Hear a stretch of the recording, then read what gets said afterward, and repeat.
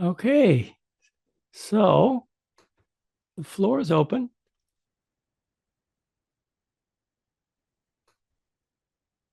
Anybody who'd like to share what has happened this week? Yeah, my the exercise I tried uh, uh, after re-listening to the recordings a few days ago. Um, so it allowed me to, well, somehow have some spontaneous moments where the question would come up of what is feeling the body right now, or what is thinking right now, what is looking out these eyes. And so there was eventually a comfort, a little more of a comfort with not answering and not having to answer. And then, but also kind of a quiet would come up. I wouldn't have to fill it, which was nice. But it Nice. got me to the question of, and listening to the recording a few days ago and the conversation about consciousness, and then you're mentioning consciousness in the meditation this evening. That was one of my answers. And when I dwelled on it. And then I was thinking in the Buddhist uh, world or something, the consciousness is one of the five aggregates, Yes. and I don't think that equates with awareness, and I know Uh, it's conditioned also, and I thought awareness wasn't conditioned. Anyway, I was hoping you could add some clarity to that. okay, let me take that on. So, yes, we're talking about the five aggregates. Consciousness is um, like everything else, it's kind of doing itself. It's not self, it's not me, it's not mine. And it's this quality of knowing that goes with every experience. So when you're, feeling your finger, as we say conventionally, it's your finger, but actually it's just a knowingness that goes with a certain kind of sensation. I see. And the mind is thought of as just a sixth sense. So there's a kind of knowingness that goes, it's built right into your thinking and into your different mind states or emotions that float through you and your imaginings of the future and your memories of the past. There's a kind of a knowingness that just accompanies all of that, which is which does itself. And yet this sense of I gets kind of welded on there. Okay, so I'm feeling this, I'm feeling that, I know this, I know that. But often, in the practice, we dial that back, we rein that back just to see the pure consciousness. And then awareness could be a synonym for consciousness. However, um, it's really awareness that goes beyond the five aggregates. So, in other words, consciousness is a knowing of this or a knowing of that. You know, the word actually in Pali, vinyanang, the V part of it, the VI that starts, is a prefix that means discriminate, something that discriminates or separates or cuts or um, divides. And so it's a divided knowing, so that we know this and then we know that and then we know this and then we know that. So all these sort of moments of knowing, like a stream, are going through of conditioned reality. But if you can imagine it, it's sort of like shining through all that. Shining through all of that is awareness. And awareness is something, and again, I'm trying to think how to, if awareness starts noticing awareness, it becomes this kind of sky like presence through which all of these forms pass, including the things that know them, including all of the knowing of this and that that's happening. It just happens within something more global that contains it, that's completely formless.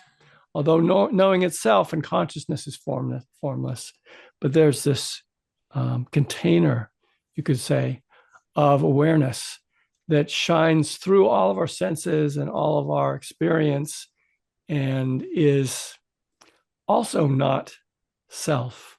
It's also not a self. So as you look carefully at these things and you're kind of like looking for where am I, you don't really find anywhere to land. This I creature. So there are all these things, and even if you get really subtle about it, you'll notice that choice happens of itself. Mindfulness arises of itself. It all happens of itself as you really begin to settle in and notice. And there is something like agency happening, but it's also doing itself. It's a little strange, and it doesn't make any sense in our conventional way of talking. It doesn't fit into grammar very well at all. And it's only really in the deepest kinds of meditations that one begins to see this stream of intelligence that's operating, that's nonetheless not personal, not tied to I, me, mine, the way our mind makes it. So there you are. Like I did my Great. best. It's a tough Right. thing to talk about. I know. Yeah. Thank you. I must say it spooked me. This teaching spooked me when I first heard it, and it spooked me for a long time. And then when there started to be moments where the sense of experience happens to someone, when that would just subside, it freaked me out more, actually. I would be kind of overwhelmed with um like doubt. And am I hypnotizing myself? Am I putting myself into some sort of trance? Is this a depersonalized state? My mind would like spin a bit. And it wasn't until there was a moment when like the sense of self ceased utterly that the truth of it really arose, that I really knew this is true, that none of these things are me, none of these things are mine, that is all a concoction that we do on top of experience. And that when that falls away, suffering falls away. Not necessarily unpleasant experience, but something that's clearly identified as suffering falls away when the sufferer falls away. And there's no longer any resistance to things that are happening. Things that are happening as they are happening. And there's no resistance. It's really quite remarkable. I wish I could say I lived in that all the time. But that's what arose in result of this is just this sense of, it's all nature expressing herself. It's all, it's all a kind of stream of intelligence. That's the best description of it I can give. Yeah. So thank you for asking that question, JP. Yeah. That's a courageous question. Well, it was very affirming to hear that you were. I was very fearful of that teaching when I first even had an inkling of understanding it, and that seemed strange, but it was true. I mean, we're conditioned in this culture to think that our self is the most precious possession we have. Yeah. And we're always trying to enhance ourselves, in the mental resume, in terms of who I am, what I've accomplished, what people think of me. We keep this kind of running mental resume, and our self it's just so important. We're selfing all the time in the midst of this stream of experience. And so, to learn that maybe that doesn't exist can kind of be scary. It can be frightening. Absolutely. And, the idea that we might be living our whole lives based on a delusion. Yeah. Right. And in some sense, we are. Yeah. Whereas deluded is someone who's going down the street thinking they're Napoleon or Jesus. you know, we're Yeah. kind of creating this sense of self in the midst of something that's really beautiful without it, and really, Right. really light and easeful without it. Um, okay, Thank you. thank you. All right, who might wish to speak next? So I'm newer to this, my second course. Yes, Um, and the first time you've heard about the not self teaching. so yes, first time. So, I don't know that I'm understanding it at the deepest level that the teaching is for. Yeah, I did want to mention that during today's meditation at the end, when we were just noticing that everything was happening just all on its own, I had a sense of relief beautiful. where, oh, wow, I am not driving this car. I am not, wow, yay. And I felt a smile, and it was just a very big relief for me. It wasn't so scary as it was like also very, wow, look at all of that happening. And I don't have to do a thing one. I'm just Yeah, here along for the ride. you're not having to maintain any of that. Yeah, it does. It feels like dropping a burden. It did feel like that. Like you're carrying this big bag on your shoulder and you suddenly realize, oh, I could set it on the ground and let the ground carry it. Yeah. Yeah. Yeah.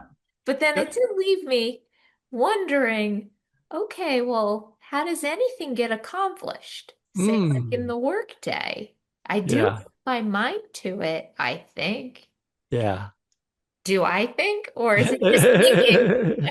Again, So, it's a deep practice to begin to observe that. And actually, mindfulness, the ability to stay with your experience moment to moment, is sure why my microphone keeps switching. Anyway, your ability to stay with your experience moment to moment with greater and greater kind of accuracy and detail is what begins to kind of parse this out. Okay. And so you can notice what's really happening rather than what you kind of project over it to be happening. And, there is choice happening, there's understanding happening, there's all these things happening. Gradually, you begin to see there isn't quite what you thought there was, this person, this constant kind of self that is directing it all and, owning it all and so forth. So that can begin to kind of go away. And it also can lead to this amazing kind of trust because you start to realize, wow, there's so much of what I am I have no control over. I'm not producing consciousness. yeah, No, I'm not producing this stream of experience that I think of as me. yeah. I'm not producing the world. I'm not, what am I doing? And the thoughts are arising. And it's like, okay, there's no place Ooh, here. Yeah. yeah, yeah. Wild. Wild. Yes. I mean, my moment of realization came when I was doing walking meditation, and I was really fascinated by thoughts and the way thoughts just kept coming up on their own, even though my intention was not to think. But subtly, and I didn't see it, when a thought would arise and then mindfulness would notice the thought, subtly I projected on that I became aware, right? And that was unconscious. I didn't see that, but there's all this sense that I became aware of that thought. So mindfulness became kind of fused with a sense of I. And then there was this moment when intelligence saw mindfulness arise of itself and noticed the thought. And suddenly there was no place for the I to stand in that experience. And That's then pop, it was like the jig was up. And That's wow. yes, That's that was wow. That was really the most wow thing that I can say in my life, that kind of wow. And for a moment, everything just ceased. The world ceased, the mind ceased, the body ceased, everything just stopped. And just awareness was left, knowing itself.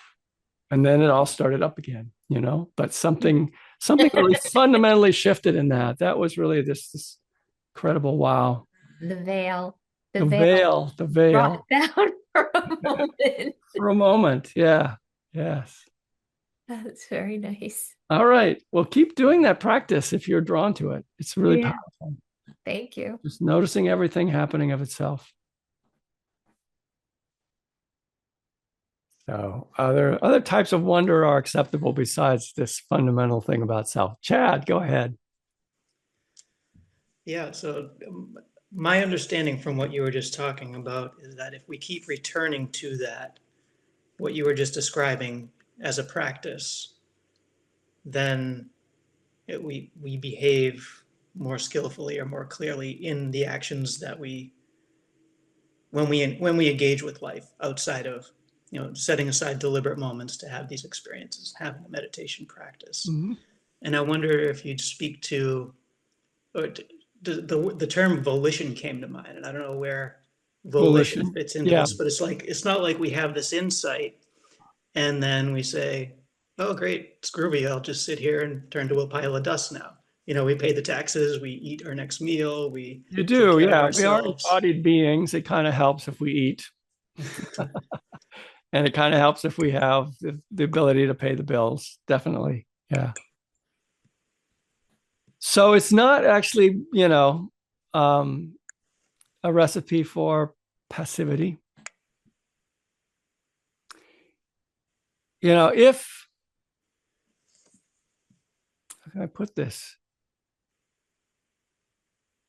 If you realize that what's here, what you've been calling myself, that what's here, I'm not even sure I can go there. Let me see how I can get there.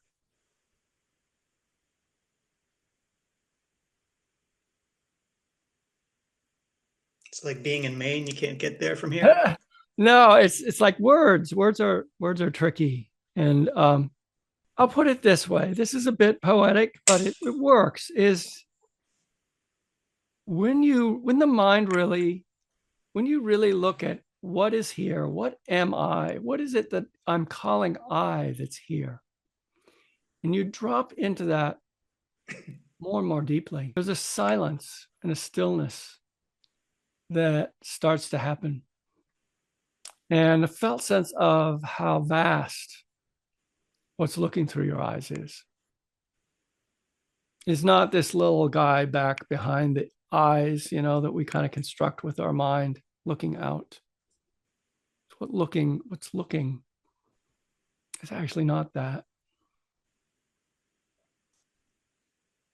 And when that becomes understood, it's as though something else starts to live through you. Now, religious traditions talk about, like being a servant of God or a channel for love or things like that. And they're talking, I think, about the same experience of what it is when this little sense of separateness ceases. And suddenly what's operating here is not, it's not just a little animal who's got to feed himself and pay his taxes, though those are also necessary because we are little animals and we do need to feed ourselves. And in this place and time, at least, we do need to pay taxes. Imagine there was once a time when there wasn't money. It's hard to imagine now. So it's like something begins to awaken in us and begins to make us get up in the morning and go through our lives. And it makes different things matter. things start to look different in terms of mattering and in terms of where to spend your energies. All of those things begin to shift. So, how's this landing? Am I getting anywhere with this? Yeah, the last couple sentences were exactly where I was, kind of confirms the feeling I have about life and about my on and off dedication to a meditation practice, and kind of having some of those deeper experiences. And then, yeah, what matters begins to shift, and what your choices and your actions begin to shift. Actually, It's yeah, not even, it's another like happening of itself type of thing it happens of as itself well. too. It's a kind of transformation that happens of itself. Mm, Yeah, when something else wakes up inside of you and begins to live your life, other than right, that little sense of self. right. You interact differently. Relationships go in different. You make different choices Hmm. in whatever scenario or situation. Right. Because there's a different kind of intelligence that's operating. Mm, Sometimes, I have my ways of talking about this. Sometimes I talk about it as the heart intelligence because that doesn't seem quite so foreign. We all have some sense of the heart, though often our sense of the heart is a little more superficial. And I don't mean that in any derogatory sense, but the surface of the heart is very much about the people we have affection for and what matters to us immediately in our personal lives and so forth. But there's also a deep heart. There's a deeper kind of heart, and it shines through us sometimes with a sense of mystery. Often when you touch mystery and wonder, you get that sense of the deep heart, which is like the cosmos is looking through your eyes at itself. Uh, um, that it's not just this little person. There's something much more vast happening here. And so,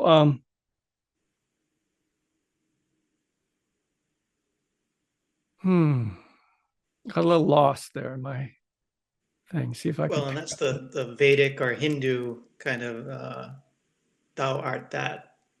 That is that way of phrasing it. Yes. Sure.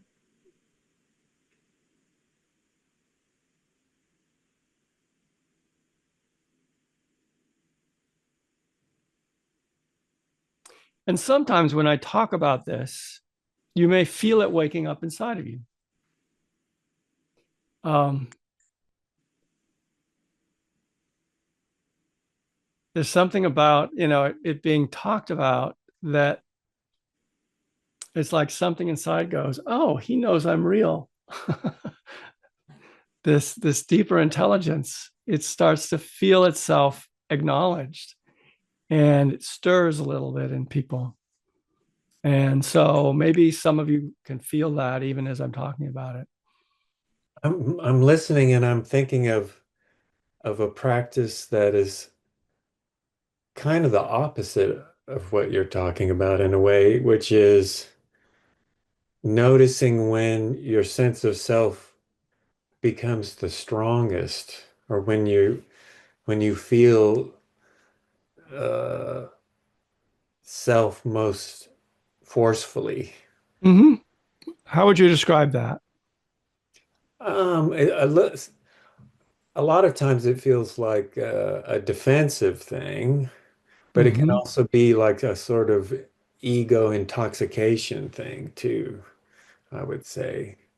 And and I'm married and I live with somebody and I have families and friends and people who will call me on when my ego intoxication is harmful.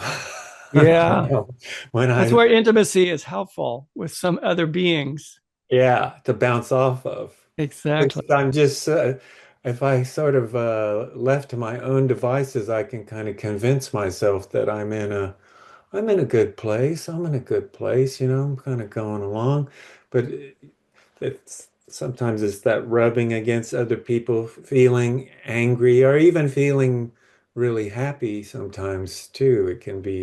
You it can make the self feel the most real. Hmm. But Yeah. noticing that, like noticing what are the conditions when that happens. Yeah. Sometimes when the self is most successful at doing what it thinks its job is, which is to make everything turn out the way you want it to, then it kind of glows and you feel, this great sense of self Yeah. When you're winning. when you're winning. Yeah. But paradoxically, also when you're failing Yeah. and the sense of self feels like, man, I didn't do my job. I was supposed to, get Eric to, get all the stuff he wants. And here I messed up and I didn't get what he wants. And then there's this incredible sort of painful sense of a self, and it waxes really strong. Yeah. So if you can have those experiences, but with that grounding in anatta, in the Yeah. non-self, it, Yeah. it's not that it doesn't happen anymore, but it happens a bit differently. You see through it. Yeah, It a becomes little transparent. eventually. Yeah, it becomes more transparent, in a relative kind of sense. And I mean, here's where it's kind of gets fun, I think, is there's this sort of Buddhist ego that starts to form around, being a certain way because you're doing a Buddhist practice and yada yada. And so when you see yourself being egotistical, the Buddhist ego goes, yuck, I don't want to be that, And so there's this kind of aversion to yourself that comes along. But what is that? That's ego. That's this same sort of sense of self starts being, revolted by itself and like pretending not to have a self, which is kind of bizarre. you know, it's yes, it's quite comical. What Another layer of the onion. another layer of the onion, and the way that, anytime you give a teaching and people take it on as, oh, I should be this way, like, oh, I should be without ego. And then the ego says, okay, that's what you want. I'm going to get that for you, and it tries to engineer yourself to be egoless. And so you end up, say, with people who are very much invested egoistically in helping others, Mm-hmm. right? Mm-hmm. Or, or being a martyr, even Mm-hmm. even a more extreme kind of thing, like sacrificing themselves, ignoring their needs.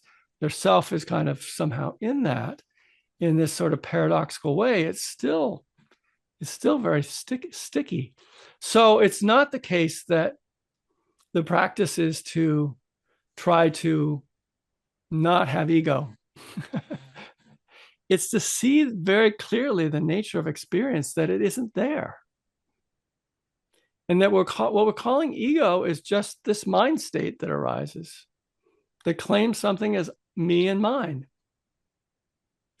And when that doesn't happen, see what that's like, you know?